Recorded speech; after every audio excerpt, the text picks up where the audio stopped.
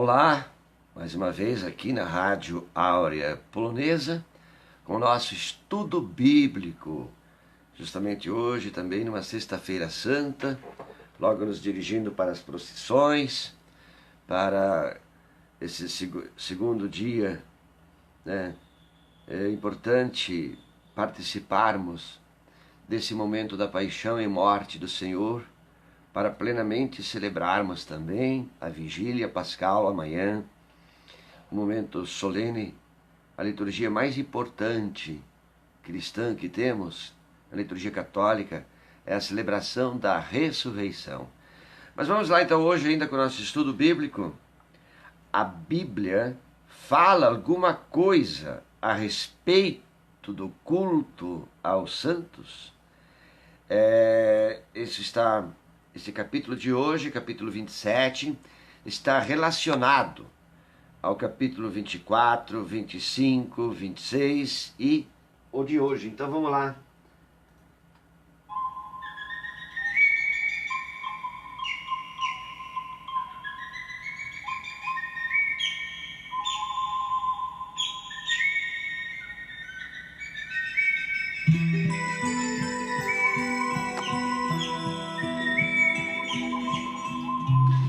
Pois é, então, o tema de hoje, a Bíblia fala alguma coisa a respeito do culto aos santos?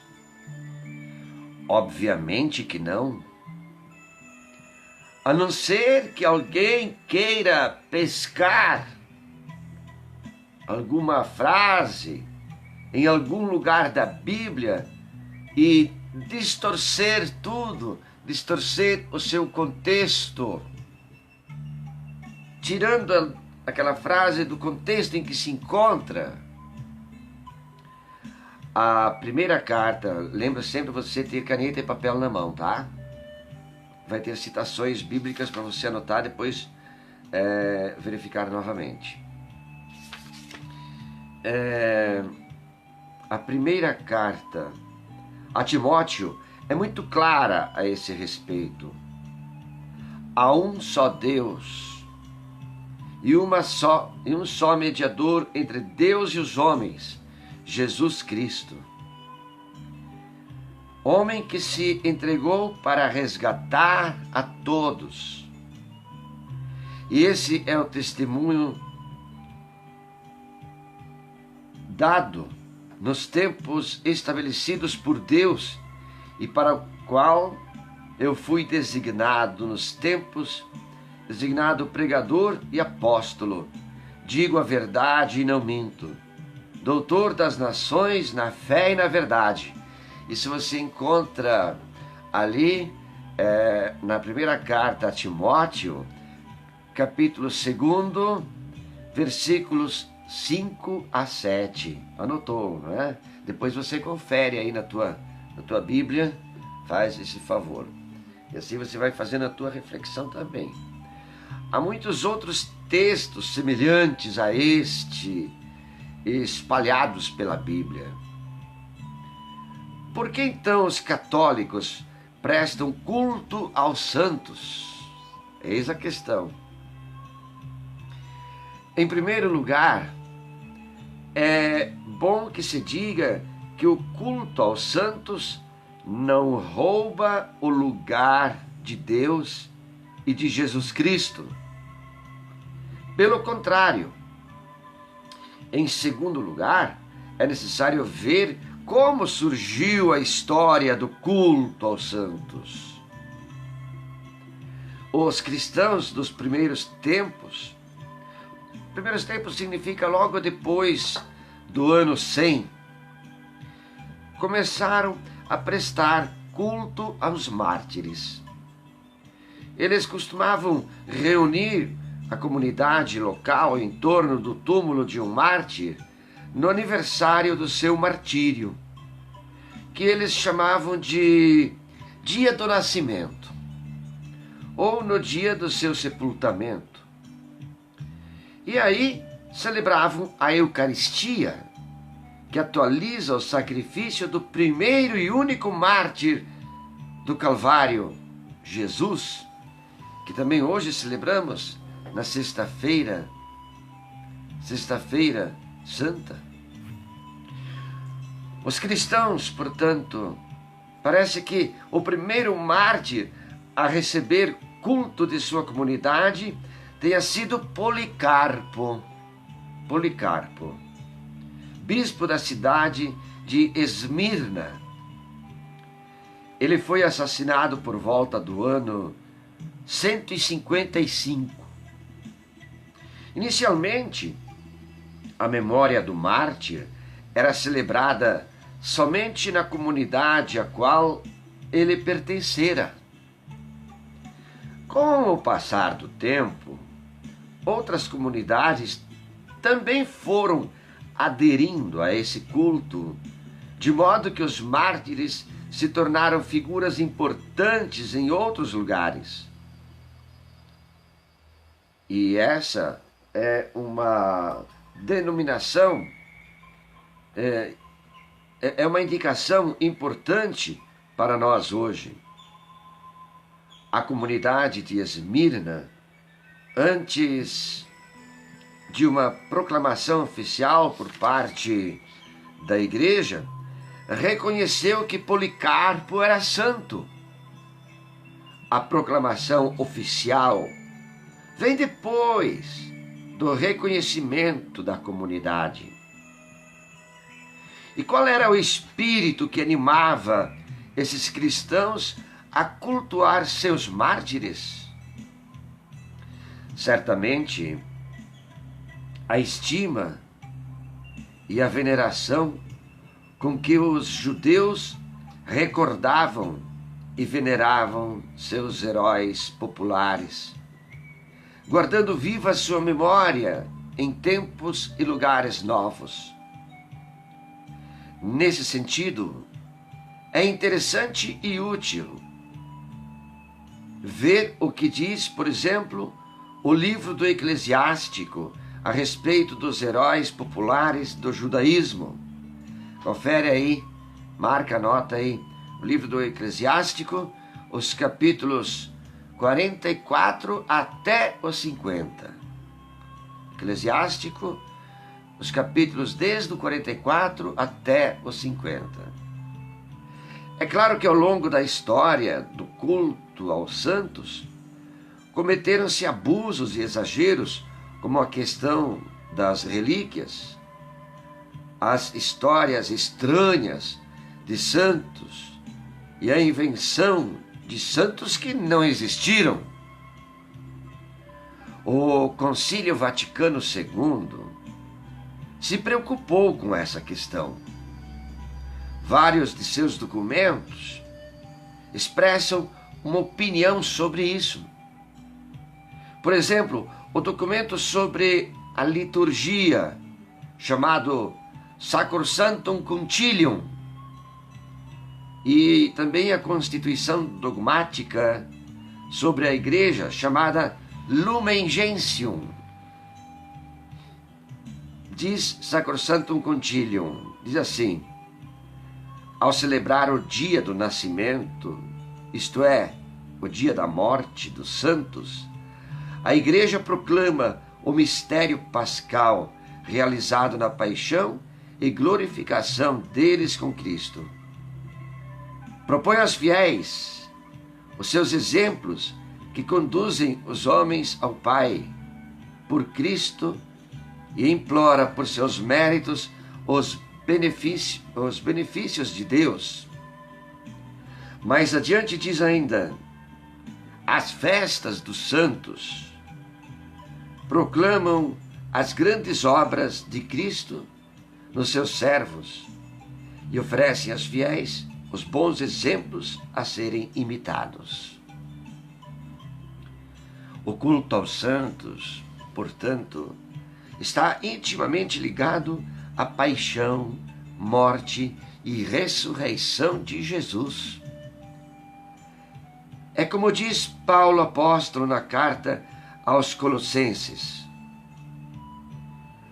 vou contemplando na minha carne o que falta nas tribulações de Cristo, a favor do seu corpo, que é a igreja. Confere aí, carta aos Colossenses, capítulo 1, versículo 24. Isso não significa que a paixão e a morte de Jesus tenham sido incompletas. Pelo contrário, mas os que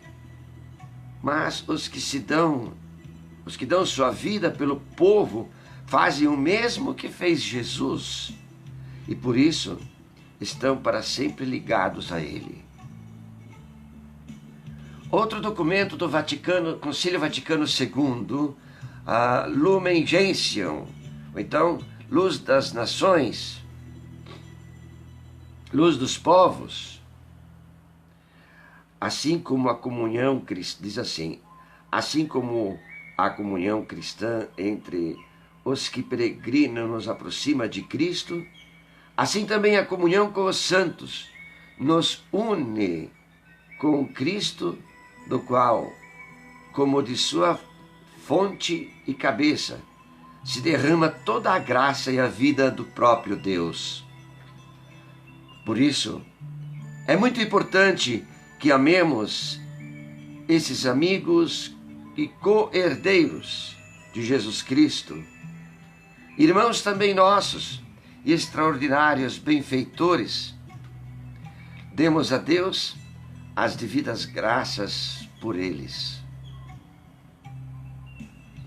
Na profissão de fé dizemos assim: creio na comunhão dos santos. O que seria essa comunhão dos santos? Certamente, a comunhão das coisas sagradas da nossa fé. E nessa comunhão sagrada estão também os santos, não como farmácia de plantão para as nossas dores, mas como pessoas que nos mostraram, às vezes com o derramamento do próprio sangue, que vale a pena seguir o caminho de Jesus.